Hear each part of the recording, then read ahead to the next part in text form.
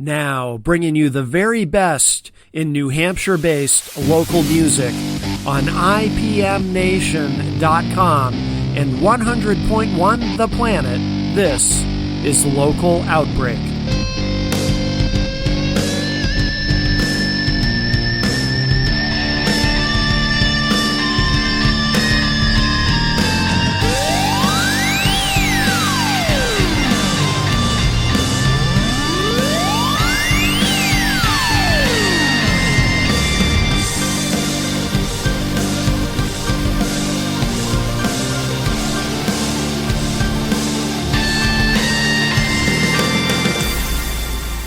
I know a law firm that will represent you. Anyway. Yeah, fantastic. Very apropos.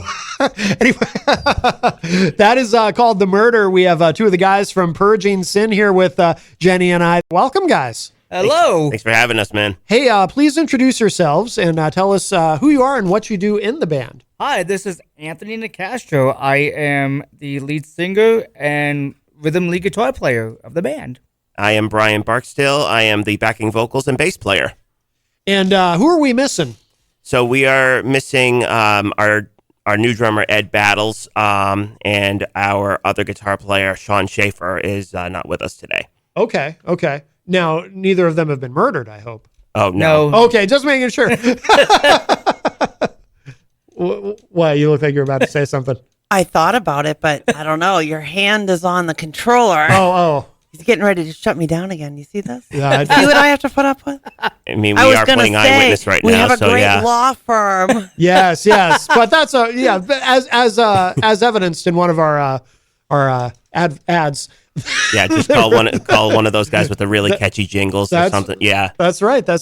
Now, Brian, were you here with us last? I remember Anthony, you were here. Were you here also, Brian? Yes, I was here last time. Yep. Okay. And is the lineup the same? I know it's been a few years. So it's actually changed since the last time we were here, because I think the last time we were on the show, we had our drummer Zach King with us. Okay. So yeah, the lineup's changed a little bit since the last time we were here. Okay. Melanie, La Liberty in the chat room says, I would love to know the inspiration for this one. Well, I think we're all curious. So that actually came as a blend of multiple stories. One being the assassination from John Lennon from Mark David Chapman, and then the assassination attempt from Reagan. And the one thing that both had in common were both assailants were infatuated by the book Catcher in the Rye.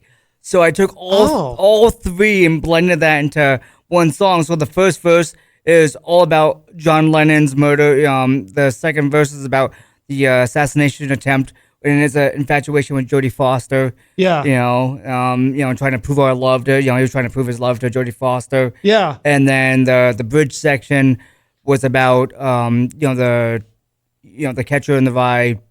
And I reference it in the bridge itself, in the Rye, and then at the end is they're institutionalized and they have their thoughts. They got, they wanted fame, they wanted recognition, but if they ever got let out, who knows what they'd be capable of again. So without repent, I'd kill again. And it's a little bittersweet considering the fact in recent years Reagan's attempted assassin has actually been released from prison. He got like what?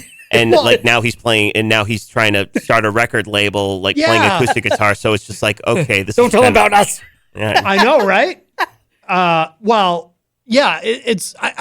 was gonna say, I remember a couple of years ago, 2 or 3 years ago, I was listening to Howard Stern one morning, and they were talking about that and playing some because John Hinckley Jr. He's playing shows. He's got there was like a live performance that he did, him and an acoustic guitar, and they played some of it. And and it wasn't very good, for one thing, but it's weird. It's such a weird world that we live in. And, here's John Hinckley Jr., who attempted to assassinate Ronald Reagan, playing a show somewhere. And I think he kind of got shut down. I think his music career has already been kind of shut down because obviously he's a bit of a controversial figure, having attempted to assassinate. That's an understatement, but yeah. And, I don't know, I don't know how anyone in the music industry would want to attach themselves to him. Yeah. I mean, considering they've had some colorful characters in the music industry before. I mean, even the guitarist from the former guitarist of Cannibal Corpse, he was arrested for having human remains in his house, and it was just like, so he's no longer with Cannibal Corpse. Yeah, So, yeah. And again, and I guess anything is possible. I don't know how else to say so. I mean, people complain about cancel culture, but there do have to be some limits in terms of what we'll tolerate, right? Right. I think I would draw the line at the music of a would-be assassin. Yeah, sounds about right. Yeah. But yeah, so yeah, I wondered what the so that's what the song's about. It is and Anthony, you wrote the lyrics? Yep. Is everything that you write kind of dark like that, or what? I don't think I have much of a happy song in Right. the whole catalog. right. Some are a little bit more dark than others. And it was funny because when I actually wrote the chorus first in that song, I was actually at the music mill just trying out guitars, and I was just humming along, and I made the chorus riff, and I'm like, ooh, I like that. So I took a little video snapshot of me, and I'm just humming na na na na na na na na na na na na. Did the murder for you? Yeah. So So this brings me to the story that I was going to mention before we came in. So when he originally pitched the song to our original lineup when our original guitar player Matt Harris, God rest his soul, was still alive. Yeah. We were just like looking at each other like, wow, I do not like this song. But then again, we were like in between drummers at the time, and just like the song just sounds just so disorganized, so anything. But like once we actually got a drummer back, like the song just like really came together. And then of course it becomes the first single that we release off of our second album, Vindicated. Yeah. And it became a much bigger hit than I ever thought was ever possible. Told you so. Yeah. I know. Hey, I've been wrong before, but and it was actually kind of funny because like we after we had recorded it as a single, before we had it completely mastered, we put out a demo on our YouTube channel, and some other stations in the area actually caught wind of it like before, and they thought it was like us releasing a new single. So we're like looking at each other like, oh no. So they're playing the unmastered track on the radio, and just like, wow, we probably should have thought that one through. But after we had it put on the album, it became one of our more popular songs over the past few years. So, Oh, that's great. And to have it organically catch on like that, like radio stations playing the unmastered version. I mean, that's pretty cool, actually. yeah, Yeah, it took us by surprise, honestly. We're like, Yeah. whoa. big time surprise. Yeah, Let's get the album mastered now. We Yeah. gotta get yeah. Yeah. So, so this is why it's just like if we have anything new coming out, it's just like we'll release like snippets and teasers and stuff like that. But yeah, if somebody's trying to get on hold of our music, and it's like they're gonna just immediately grab it and run with it. So Yeah. I was really, by the way, you mentioned Matt Harris. I was really sad about that. It's been a few years now. Yeah, it's been since- 4 years 4 now. years. yeah, September 8th, 2020. Yeah. Yeah. He had never been on this show, but I knew Matt just from the scene. Yeah. And I forget what band he was in when I first met him. It was So- Blackout Frenzy was one of his bands. Yep. might have been that. Yeah, Blackout Frenzy. I remember was one of his last ones, but I can't remember what the. Because I remember when I used to promote shows. Bloodshed Unreal was the other one that he was with. Oh yeah.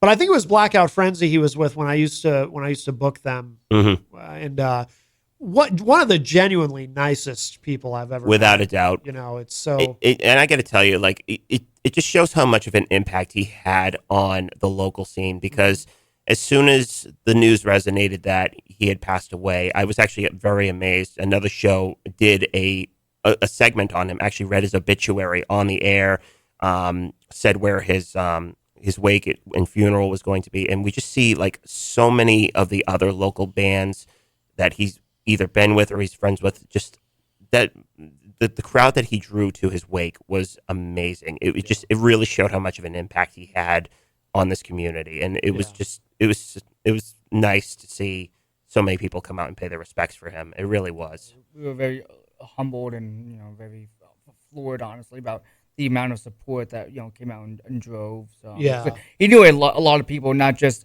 within the music industry, but his work industry too. Yep. And he was just a very genuinely good-hearted person. Oh, yeah. And, Absolutely. yeah. it was tragic to for us to watch it from day one when he got the diagnosis till the very end. It was cancer, right? Colon cancer, It started off as colon cancer, but then just metastasized to different organs, and But it was one of those things where he caught it extremely late, and like he had all the signs, but he never got checked for it. And Oh, okay. that was really kind of what did him in.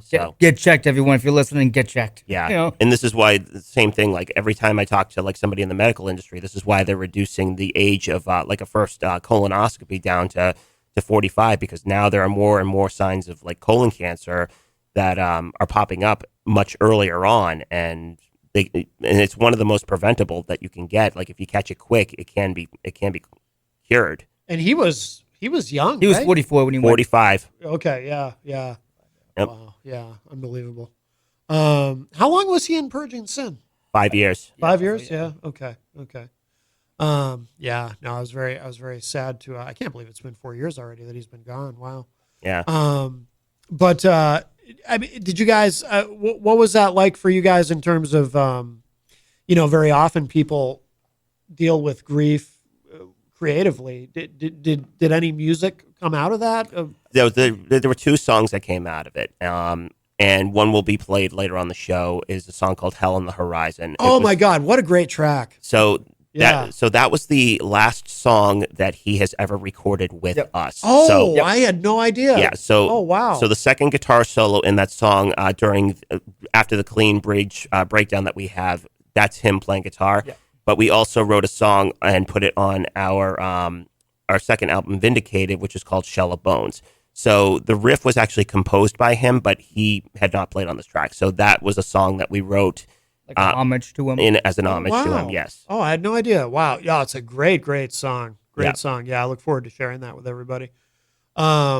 Now, so are you guys? What have you been doing? Have you been playing a lot of shows, or have you been? We've been very busy, and it's. Yeah. I mean, so obviously, like a lot of stuff has been kind of just. It's been slowing down, but also picking up. And summer now for us has actually gotten very busy. We actually just came off of a show at Tupelo Music Hall. We opened for the all female 80s metal band Vixen. Oh, no So- kidding! You opened for Vixen. That's cool. So we just got that one, and then of course the big one that we have next Thursday is we're returning to the Bank of New Hampshire Pavilion to play on the hazy little stage before Godsmack, Nothing More, and Flat Black. Okay. So that's really the big one.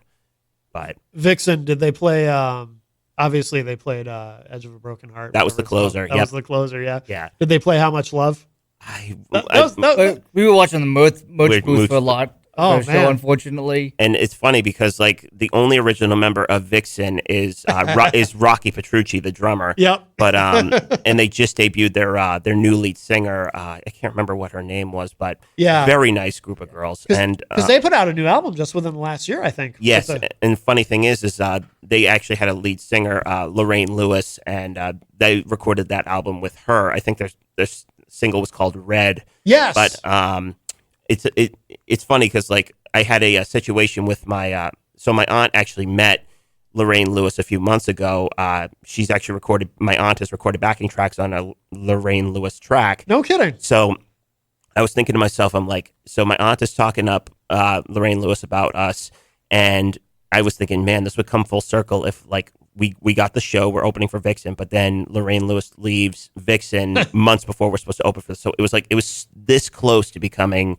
full circle, like Yeah. the fact that like they were talking us up, and then the next thing you know, we're playing with Vixen. So That's pretty wild. yeah, I think too, like her leaving, it was there's some kind of issue, right? I think legally or something, like if I'm not mistaken, it was not. I I- haven't looked up on it. I think it was like a creative thing, but I really can't remember what the reason was. I saw something about it, but there was some sort of a disagreement, as so often happens Yeah, in the music industry. Yeah, so the drummer, she's the only original member. correct. Yeah. They were all nice people. We got to hang out after the show with them till Yeah. they booted us all out. Yeah. Yeah, so we have a couple pictures on our Instagram of us. I mean, both me and Anthony with our respective players. So I'm with the bass player, he's with the lead singer. So Cool. it was a good night. We had fun. Now, what is so in a scenario like that though? So how do you? I mean, what is your mindset? Because you have to know going into that. This is you guys don't sound like Vixen. and you know, and the typical, I don't want to say typical, but you know, I mean, Vixen, for anyone who doesn't know, for youngins who might be listening, you know, they were, you could call them hair metal. Some people don't like that term, but Yeah, they were. you know, from the 80s, you know, they had a couple of big hits but very much that sound, and you guys are very much not that sound. So how do you, like, going into that, do you worry about that? Do you? It depends on who we're playing with. I mean, I was amazed that we actually got the show with Vixen. Obviously, there's other like bands from the 80s that are a little bit more attuned to our music. I mean, Metal Church, when we played with them last year, they were definitely a lot closer to our sound. Yeah. But I think it's also a matter of like, because our sound is so unique, it's kind of hard for us to pair with other similar types of artists. Yeah. But as I said, they've been booking some really great shows at Tupelo, and as soon as I caught wind that Vixen was coming, I was just like, you know what, I was gonna take a gamble on it, see if they needed it. I was amazed they reached out and they said yes, and we just hopped on it as quickly as we could. Yeah. And then so what happens? Like, is there kind of a process of winning them over, as there sometimes is in these situations? I mean, it didn't, like, they were loving it from the first, you know, no. I mean, good. There were people, there was the first table in front of us. They like all headbanging. Good. Now, I mean, one thing we started doing more and more as the crowd gets closer to us, close enough, you can start playing, like, handing them a guitar pick, you know, in mid-stroke, and go grab another one. Yeah. And it's stuff like that, the interaction, so you're not, like, you know, 10, 20 feet away from them. You can, you know, get, you know, even though there's like no mosh pit in front of you, there's still a lot of engagement and interaction, right, as well. And the crowd reaction was phenomenal. When we play like clean parts of a song, they had their cell phones up. Good. When I was doing the hey hey heys, they would chanting it back. Yeah. So I mean that's really, it's still, it always comes like as a shock to me every time I do something on, you know, vocal wise, and they respond back to me. I'm like, wow. I'm like, but I'm in command. And at the same time, with us being like an opening act for a lot of these guys, is our job is to just get the crowd fired up, getting them ready. And like, if we have the crowd excited and enjoying our music at the same time, I know we've done our job. And we're very lively on stage. We're not statues by any stretch of the mind. No. Right. Oh, by the way, I missed this comment. Do you guys know Bruce from Legion of Solace? I do not know. He's in Massachusetts, but does a ton of work with musicians from all over New England and promotional wise. And we had him on the show. Great guy and someone you should definitely meet. But he mentioned this. You know, we were talking earlier about the Murder song. He said, "Don't forget, Manson wrote a Guns N' Roses song." Which one was that? I can't remember. I thought he worked with the Beach Boys. Manson? Oh, Charles Manson. Charles Manson. Yeah. I thought he was with the Beach Boys, or the Monkees. I'd have to look that up. I'm pretty sure he worked with one of those bands in the 60s. Yeah. I know he was inspired by Helter Skelter by the Beatles. I know that. Yeah. I mean, it's funny, much like any modern horror movie, like the best inspiration comes from the worst of society. That was a quote I remember watching from a celebrity graveyard channel that I follow.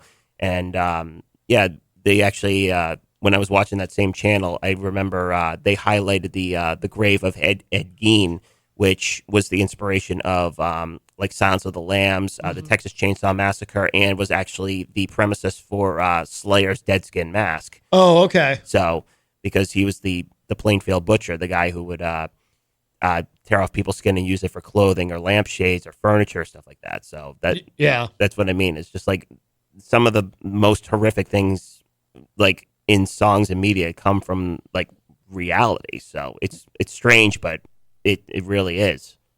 Now, what was opening for you guys? Opened for Metal Church? Yep. Yes, That must have been cool. that was fun. They were awesome. They were so much fun. So those guys, I met those guys back in 2019 on board the inaugural Megadeth cruise that I happened to just win a free cabin to. Oh, no kidding. And it's funny because Sted Howland, who is formerly of the band Wasp, he's now playing drums for Metal Church. He's from Onset, Massachusetts, so he's a fellow Mass native like me. So we started talking over the past few years. Really nice guy. And we've just stayed in contact over the years. And I heard they were coming to town, and I was just like, can we play with you guys? And we worked it out. We got a hold of it. And then, of course, the new lead singer, Mark Lopes, who's in Ross the Boss from Manowar, he actually took over for Mike Howe after he passed away in 2021. And it's funny because I talk to Mark all the time. He's, once again, a fellow Massachusetts native. He actually went to high school with a friend of my dad's. So, and then we finally like actually met each other playing the show together. And it's just like half the band is like based out of Seattle and half the band is based out of Boston. It's just like it's such a cool mix. But but those guys, they're hot tickets. They're great guys all around. That crowd must have been really into what you're doing. Oh yeah, they loved it. Yeah. That was probably one of our more livelier crowds we've had, even though they had the dining room table thing all across the stage. And like that was the thing we've heard from all the fans was like, oh, it should have been standing room. We should have had mosh pits. It's quite funny. Bruce just put this in the chat room. So the song Charles Manson wrote that Guns N' Roses recorded was called "Look at Your Game." Look at Your Game, Girl. It was on the album The Spaghetti Incident. Oh, okay. Okay. And those of us who are old enough may remember the album being pulled from the shelves as a 14-track album and being re-released as a 13-track album. This is why social backlash against the single. I don't remember that. Thank you, Bruce, for sharing that. I actually don't remember that, but I mean, I do remember there being some sort of controversy around the Spaghetti Incident, but I didn't remember that it was that. That's interesting. Now, that was just a cover album, right? The Spaghetti. Yeah, okay, yeah. Very interesting. Hmm. But certainly not the first time that there's been controversy around a Guns N' Roses song and a song being pulled, because I remember at one point, what was 1 in a Million on? The song 1 in a Million. Like Use Your Illusion, maybe. No, it was before that. Is it? Was it after there's? It might be. No, Appetite definitely wasn't on that. I think it's on Lies, GNR Lies. Might be. But you use your I'm sorry, 1 in a Million. I remember they reissued that at one point because there's a couple of words in there that you really can't say. But so not the first time. But also Guns N' Roses is one of those bands that made any kind of controversy kind of work for them. Certainly. The whole no publicity. There's no such thing as bad publicity. Right. Which does have its limits. I mean, it's not literally true, but it is true in a lot of. I mean, you even look at the album that was released by Slayer back in 2021. It just like it coincided just terribly, but perfectly with like the days and the events of it. But it's just like, I mean, they advertise themselves as like an anti-religion band anyway. But that really caused a controversy because it happened to be released on 9/11. Was the album "God Hates Us All"?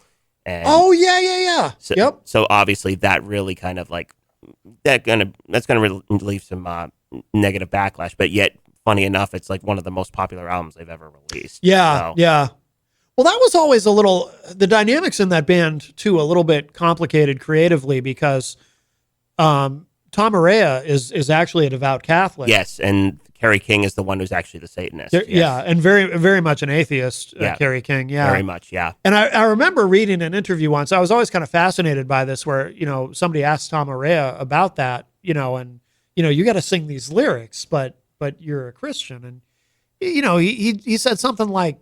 I agreed with his point of view. It made sense to me. He just said, well, look, I mean, they're songs, these aren't necessarily my thoughts and ideas. When you're singing a song, you're kind of playing a character in a sense, right. You're, like the murder song, you're not, you're not advocating for murder. You're putting yourself in the mind of in the headspace of those people. Right. And there's a difference between like, and much like acting, there's a difference between what an actor plays and how the actor actually acts in reality. Now, you look at like any of like the black metal bands you see out there, like Dark Funeral, they practice what they preach. So they are the true Satanists, like the blood drinking, whatever. So is that true? Really? Yeah.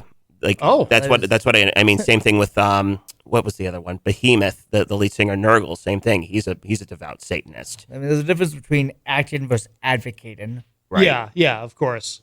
But even some of these guys who call themselves Satanists, because Satanism isn't literally, I don't think for most people, they don't actually worship Satan. It's just, There's a, like there's LaVeyan Yeah. Satanism. And So basically, there is a difference between it. Like the actual Satanism actually believes in human sacrifice, drinking blood, all that kind of stuff. Whereas like the LaVeyan Satanisms and the Temple of Satan, they are basically just glorified atheists using Satan as their kind of centerpiece of focus, because it's supposed to be about the worship of the self as opposed to like, actual practicing rituals that are combined within the faith. Yeah.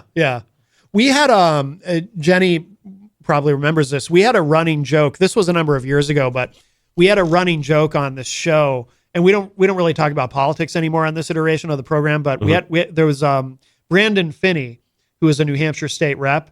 Okay. There was some controversy around him because he had come out as a Satanist. And he's a Republican, so he's expected to be a Christian, but he had come out as a Satanist, and a lot of people were mad at him. And apparently he's not even really a Satanist. He was just kind of trolling. Yep. But so we had a running joke on the show, though, for a long time that we wanted to have him on the show to discuss this with him and explore the subject, but he had some very specific demands, and that exactly he wouldn't come on unless exactly 13 days before his appearance on the show, we sacrificed a goat in the studio. And then he demanded that we. This was when we were in our old studio on Elm Street on the third floor. We had to then, after sacrificing the goat, push the goat out the window and onto Elm Street, and then retrieve some of the blood at that point and so forth. So he had this whole thing he wanted us to do, or he refused to come on the show. To this day, I don't know, and I'm Facebook friends with him, and we've talked, and he's been on the show. But I don't know if he has any idea that was a running joke on the program. That is really funny. I don't know if he even knows. And I've never asked him if he knows, because in my twisted mind, him not knowing makes it even funnier. Yeah. It's just to me. But anyway, yeah, we had a running joke about that that went on for a couple of years, whenever his name would come up. I guess if you need a goat, opened up, I moonlight as a butcher. Yes. So. Well, I just, I used to say too, because I remember saying on the air that I had told Brandon, I said, look, dude, we're not zoned for that. And we can't risk, staining the carpets and things getting on equipment and whatnot. So he just refused to come on. Stuff around that's valuable. Yeah. I mean, there's a fine line for this kind of stuff. It's just like, I mean, if it's ritualistic, as long as it's not really harming anybody, then it is what it is. But like when you start causing like bodily harm and ending life, it's just like, okay, you're drawing a very, very quick line right there. Yeah. And that's really where like a lot of these people who practice these rituals, it's just like, okay, human sacrifice, you're basically taking the life of another. Well, of course. Yeah. So. Or harming animals or harming any living thing, I object to, of course. But it's like that's basically just like crossing the line and jumping off a cliff. Oh, of course, yeah, so. Yeah, of course. How did we get onto that? I don't even remember. Oh yeah, because we were talking about themes of the song. Yeah. But is Vixen the most unusual show you guys have done as far as a match with other bands, or have you done any others that are really? Kix was more hair. I think hair metal. Yeah, Kix you guys opened for Kix? Yeah, that was another one we did last year too. Yeah, that one I think was a little bit more of an odder match. Really, as far as that goes, because I mean they are definitely a lot more glam metal than Vixen is. I mean Vixen's a little bit more edgier than Kix is, but yeah, because it was funny, like Anthony had mentioned, because this is the first time we ever played at the Vault in New Bedford. And they're very famous for bringing in a lot of like the 80s metal bands and stuff. Yeah. And I was just like, because I knew the Vault. I've been to multiple shows at the Vault. It's a great venue. And he mentioned who we were playing with. And I'm actually the one who was like super influenced by the glam metal scene back in college. And I loved Kix when I was in college. No kidding. Yeah. So as soon as he said that we were opening for Kix, I just like immediately start freaking out. It's like when I messaged him, like, "Hey Brian, we got offered a show for this band called Kix. Want to do it?" And I'm just like I didn't know anything. I really didn't know much about Kix, and I didn't know he was a fan of Kix. Yeah. So it probably came off like as like a matter of fact type deal, like nonchalant. Like we got offered a show for Kix. Want to do it? Yeah. That one really got me excited. But the thing is just like, and this is where I kind of wish like the headliners could be a little bit more respectful to the local openers, because we arrived on the scene like right at the sound check, but they just took right off. And so we were on scene, we were interacting with everybody, saying hey. And the only time we ever got to interact with them was like a couple fans stuck around after the show. I went inside because I wanted to say thank you for having us. And I was able to talk to Brian Forsythe, the guitar player, just to say thank you. And it was just like, who is this guy? So it was, but I don't know. I mean, with Metal Church, they hung out with us. Oh yeah, we were very social. Our merch tables were side by side, so we were interacting. Actually, I was helping Kirk. Yeah, he was having some hip troubles. I got a chair and stuff. He's had hip surgery. Oh wow. Yeah, as well. Because originally they were supposed to play once again at Tupelo this year, but because he had to have that emergency surgery, they had to cancel all their dates this year. Yeah. But yeah, so and we've interacted with them. We talked with them backstage. They hung with us. They were actually like willing to just like sit and talk with us the whole time. So they were what we hope like anybody we play with would be. It's just That's like, cool. Just down to earth and just social, you know? I mean, you're playing with bands that are trying to be in the shoes of the people that are putting these shows together.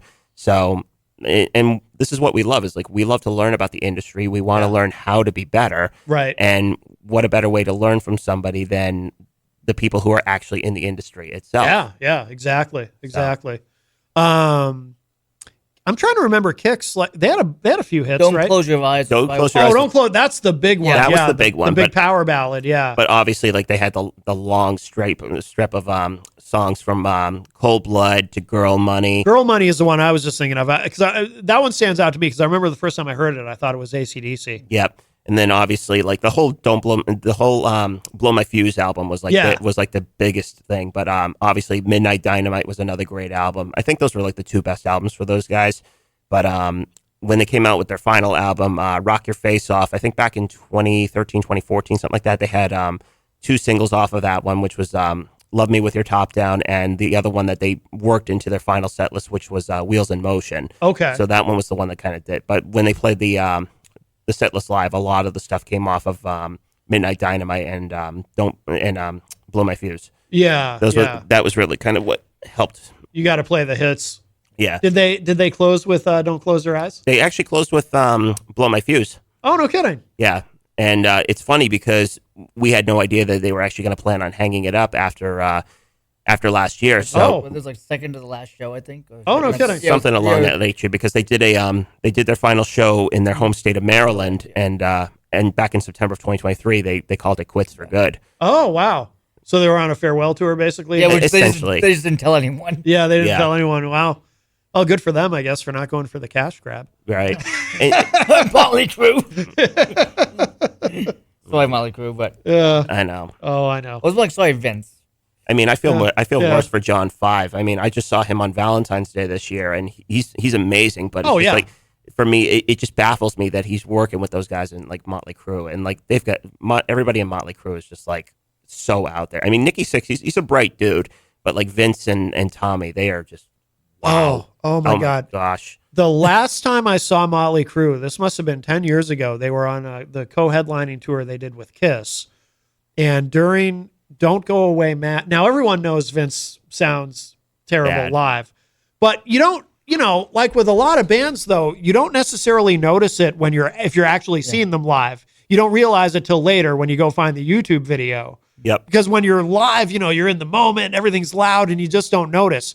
But Vince, during Don't Go Away Mad, you know, the fast part at the end, at one point he hits a note that was so like, what is that? That my friend Dan, WMNH listeners know him as Dan Randall of Dan Randall and the Randlettes.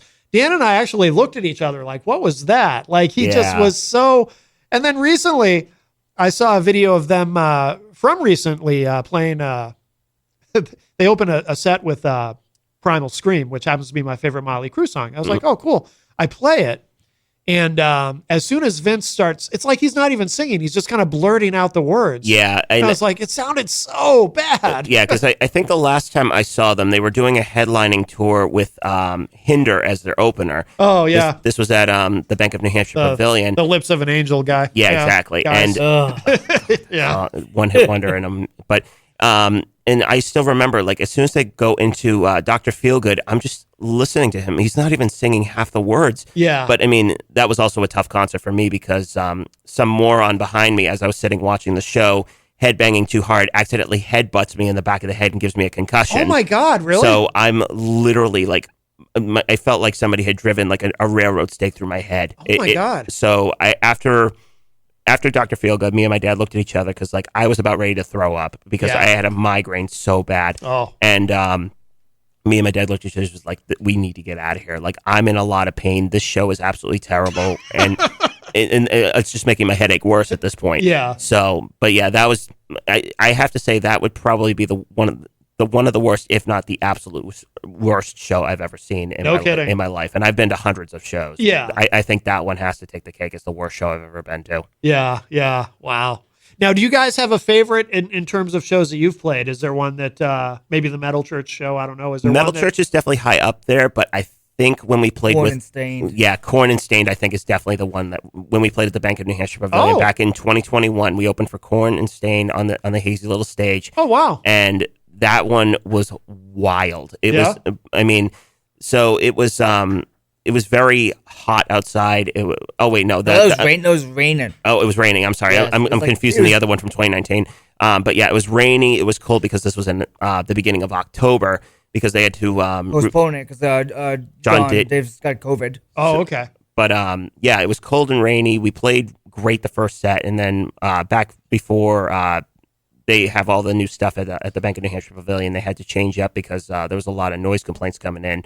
So the local artists would play a second set after the main show. But people were walking out. Yeah.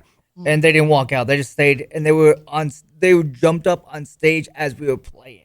Yeah. Like security had to start pulling people. Like they pulled security. Really? They pulled security from the main stage to our stage because we had people who were like rushing on our stage, like jumping off the stage and stuff like that. Wow. And like security actually had to pull them off. No kidding. It was very wild. It was probably one of the most liveliest crowds, if not the liveliest crowd we've ever played to. But it was just so great. Oh wow! That was the energy we try to strive for at our shows. It was so perfect. Is there any video of that? Do you have any? We had the video from like more the front of the stage where like there's like the mosh pit going on. There's like guys shirtless. Mind you, it's 50 degrees and raining out. These guys are shirtless doing like a mosh pit stuff. There's one guy going in the background. Yeah. And you can see probably a little bit more Brian than me. Yep. But I just remember like looking back on if any of you guys hit my amplifier. Yeah. I'm gonna be really upset. And this is what I mean. It's just like I'm looking at him like this is great, but I think we should probably get this guy off of here. So I'm just it's funny because it's like it's a pleasant excitement, but obviously history There's a liability encouraged you. huge liability. So. Yeah, no doubt, no doubt. Wow.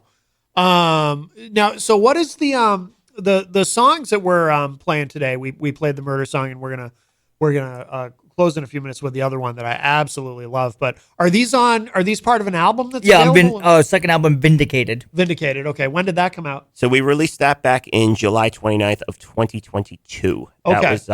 That was we actually took advantage of the pandemic, and we still got together. We took the time when we weren't playing. We wrote the album, we recorded it, and that was when we ended up releasing it. So we stayed productive during that whole time.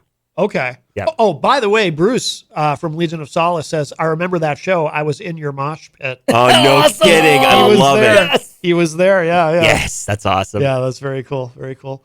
Are you working on new material? Yeah, we're debuting a brand new song from the next album. Two new songs. Well, we played one of the new songs that we had at Porch Fest in Rochester last year.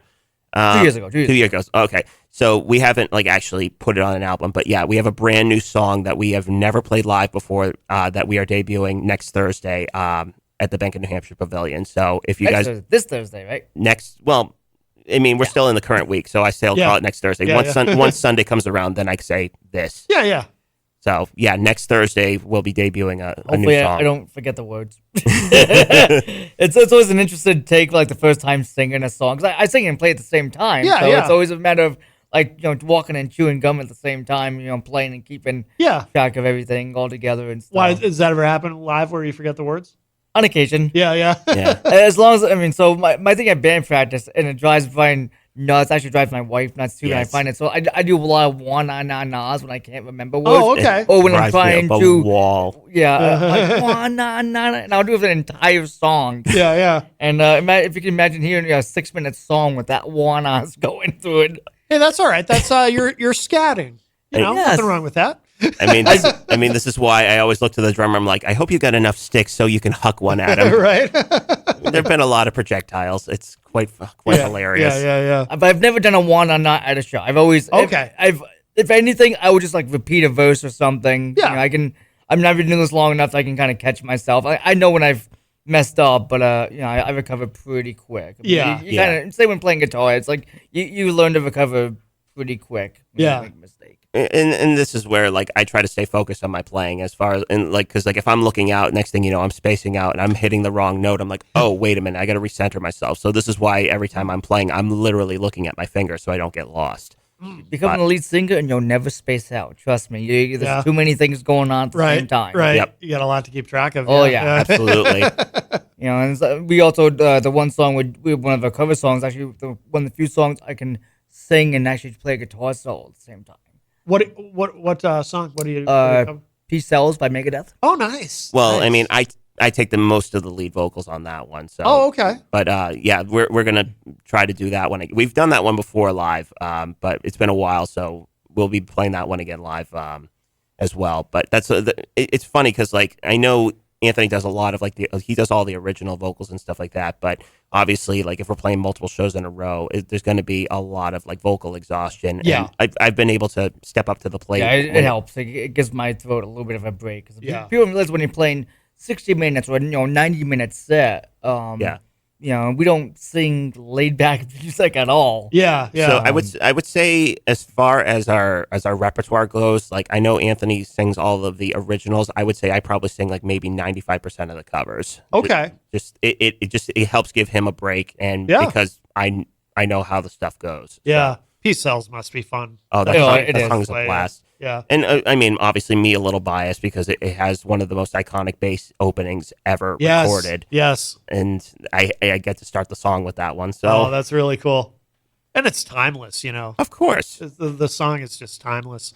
What should people know? We're gonna play this other track in a moment when we wrap up. The time goes quickly, but Yes. what should people know about where to find you guys online, how to keep up with everything that you're doing, and plug that show that you've got coming up again too. All right, so you can find us online. We have our own website, purgingsin.com.